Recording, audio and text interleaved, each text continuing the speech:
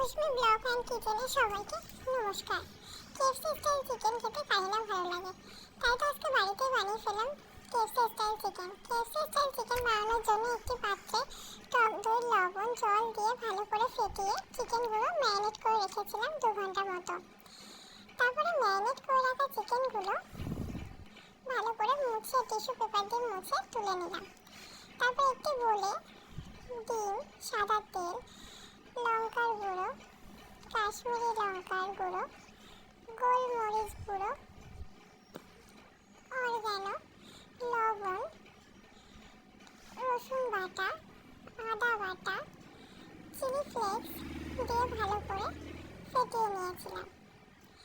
সেই ফেটিয়ে নেওয়া ইনগ্রিডিয়েন্টসগুলো ভালো করে চিকেনের সঙ্গে মিশিয়ে নিলাম।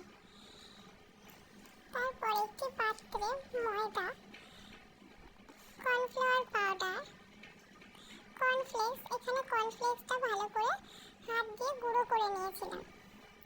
তারপর অরগ্যানো, সামান্য একটুখানি গোলমরিচ গুঁড়ো, লবণ দিয়ে ভালো করে মিশিয়ে নিলাম।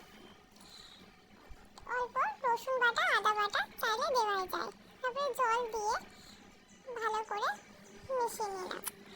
তারপরে একটি পাত্রে আর একটা ডিম দিয়ে ম্যারিনেট করে রাখা চিকেনগুলো ভালো করে